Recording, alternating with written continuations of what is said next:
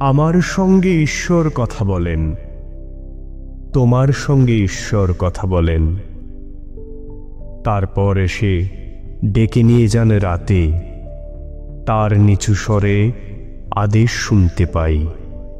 স্মৃতি পার করে চাহিদার সীমানাতে যাও চলে, দাও শরীরে আমাকে ঠাঁই। নিজেকে পোড়াও আগুনের মতো রেগে, বড় ছায়া দাও আমিও খানিক চলি।